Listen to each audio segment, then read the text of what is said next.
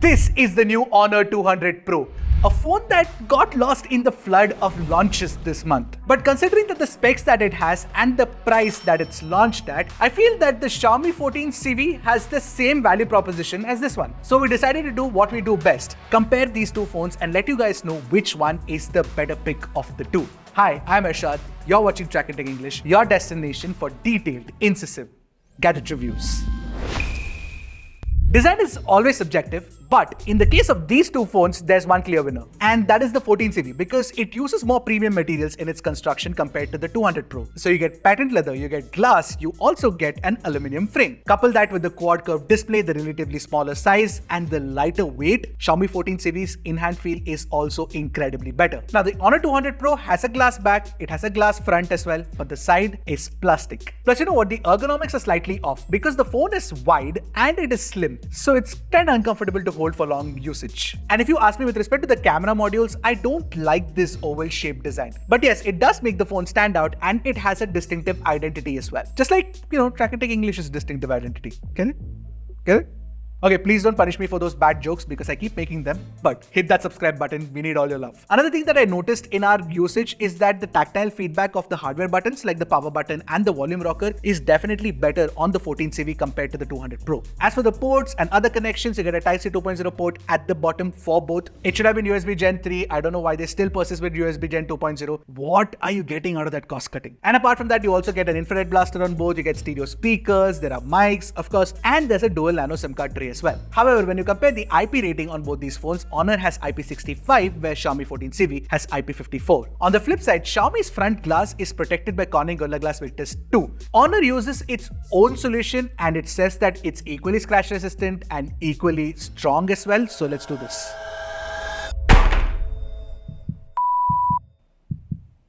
Oh, I got scared because there's like a screen protector on top of the display of the 200 Pro. I thought that cracked. Just 1 second, let me remove this. Now the display on the 14 CV is smaller than the one on the Honor 200 Pro, but the technical specs are all the same. So you get the same 1.5K resolution OLED panel and you also get 120Hz refresh rate, but there's no LTPO. The one thing I love about both these displays is the micro quad curve design. Yes, it strikes a nice balance between a flat display and a curved display. Now when we tested these phones side by side, we noticed that Xiaomi offers closer to neutral color tones compared to the warm tones of Honor. Now both these phones also do support HDR video playback on both YouTube and Netflix. But when you look at HDR video side by side, the specular highlights are definitely brighter on Honor because Honor has 4000 nits of peak brightness compared to 3000 nits on Xiaomi. But when you take them outdoors in regular usage, the brightness difference between the two displays is negligible. Now both these phones do offer PWM dimming, so if you are sensitive to low light flicker, that shouldn't be a problem on this, which is very good. But Honor's rating is slightly higher, 3840Hz compared to Xiaomi's 2160Hz. Now while the in-display fingerprint scanner is fast and responsive on both, the haptic feedback experience is better on the Xiaomi 14 CV. It's tighter, it's more precise, it's just better. Now talking about audio, you can connect external DACs to these phones, they work absolutely fine. And if you're somebody who owns a pair of high-res Bluetooth, truly wireless buds, then LHDC and LDAC codecs are also supported. Now when you talk about the speaker experience, I don't know if it's because Honor is a bigger phone and it has more space, but the stereo speakers do sound louder and they sound richer as well. Take a listen to it for yourself and let me know what you guys think.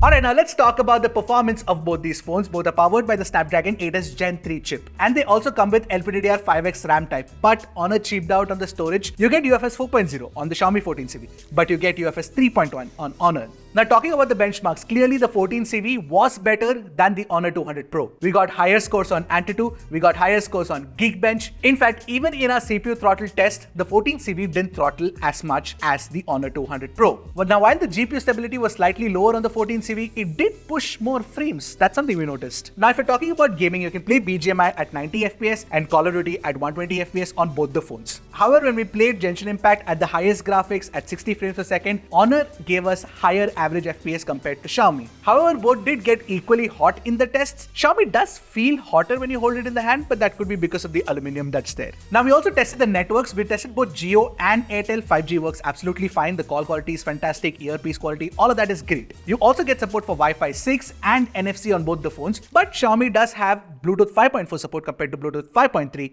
on Honor. Now, when we talk about the battery life, the Honor 200 Pro definitely lasted longer compared to the Xiaomi 14 series. Now, in the interest of transparency, I must say that we couldn't capture the SOT on the Honor 200 Pro, primarily because FKM, which we generally use, wasn't working properly on this and it was giving us some wonky numbers. And within the settings page, you only get daily SOT data and not from the last charge to 100%.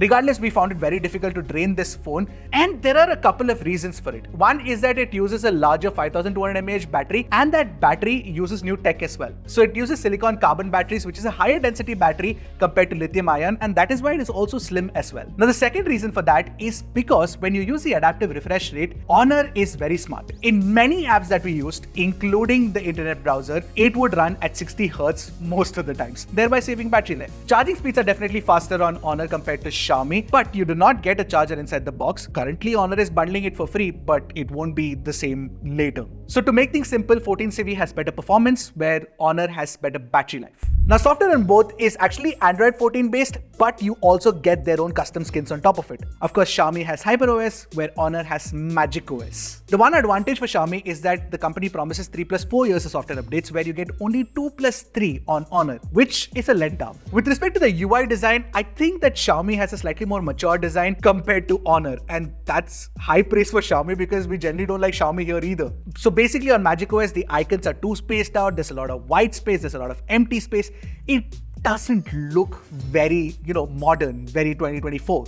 But when you look at the animations and the way they are tuned, they are extremely iOS inspired and very smooth as well. And it's not just the animations. A lot of things on both these operating systems are iOS inspired. And that's understandable considering in their home market of China, they want to pull all the iOS users to use their phones. So basically the control center and the notification panel both look like iOS. Now, both also do come with pre-installed apps. Some of them are bloatware apps as well. But the problem with Xiaomi is that there are dark patterns in the software when you set it up. And apart from that, there's also that glance integration for lock screen wallpaper. Now, with respect to features, there are a ton of features on both these operating systems, but I think there are slightly more on magicOS compared to Xiaomi. Now, there are two specific software features that I liked on magicOS is air gestures, and these air gestures actually work really well and they're implemented really well as well. So basically you can, swipe up and down to scroll. You can also take screenshots with your air gestures with the hands. It's just crazy stuff. And there are a couple of AI features called Magic Portal and Magic Text. In Magic Text, you can extract text from images. In Magic Portal, you can take any,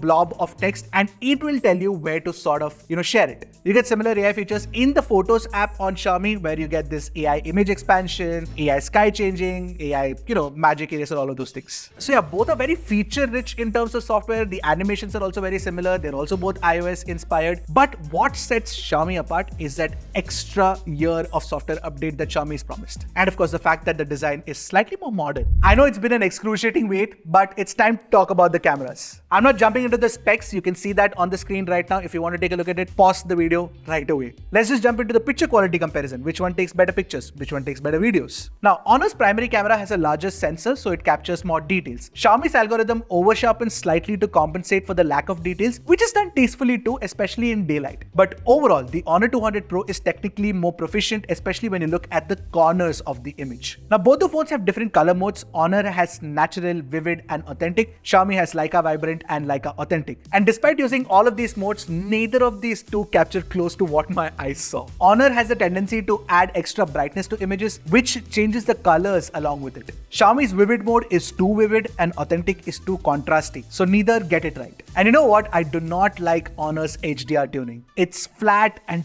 too bright. Basically, the shadows have no dynamics whatsoever. Xiaomi is definitely better here because you can see highlights and you can see shadows. It's not like a flat image. And the fun fact is that Xiaomi is not even great for HDR performance if you ask me, because sometimes it messes up the highlights. Moving to pictures of people, both get the skin tones wrong. Honor is too contrasty and Xiaomi is too bright. But if you ask me, I think Honor looks better. Against the light, when HDR fires, somehow Xiaomi picks up its game. It's better. Although what I did notice is that Honor does get the skin tones right when you zoom into the subject at 2x or 2.5x. And this is the right way to approach it, primarily because if you're shooting people, you should shoot it at the focal length that you get with 2x and 2.5x, which is basically 54mm and 68mm, because you'll get the right size of the face. And of course, the skin tones are better than Xiaomi. I didn't have to say that. Portraits on Honor, thanks to that hardcore collaboration, is definitely better than Xiaomi. It's bussin'. So for those who don't know, Hardcoat is the studio that captures photos of Hollywood celebrities. And you get 3 different Hardcoat specific styles. But the only thing is that I couldn't find a way to switch off the Hardcoat option. So you will have to stick to it. Regardless, whether it is the details, whether it is the edge detection or the bokeh drop-off, portraits from Honor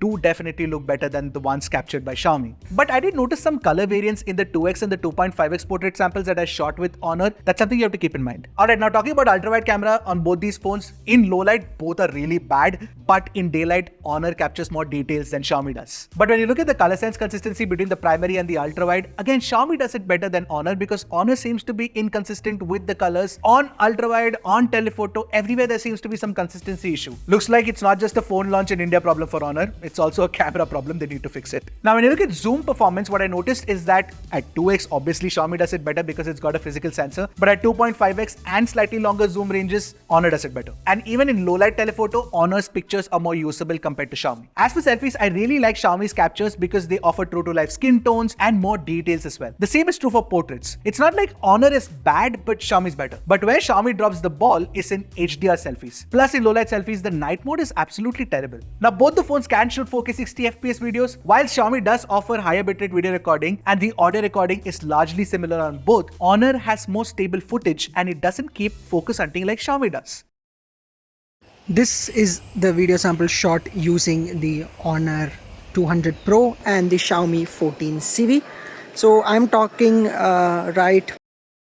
Even in low light, Honor has better exposure, far less noise, and overall better quality video recording. In selfie videos, both are largely similar in quality with their 4K 30fps video recording, but the skin tones are more accurate on Honor and you get a wider field of view along with electronic image stabilization, so it's just better in my opinion. See, the Honor 200 Pro is priced very weirdly. You've got a sticker price and a massive cashback and some, crazy odd discounts as well. And I don't see a reason why Honor should do that. The discounted price should just be the sticker price and just call it a day, right? No, let's confuse consumers more, and for somebody who's gullible or doesn't have the credit card, then they end up paying more for it.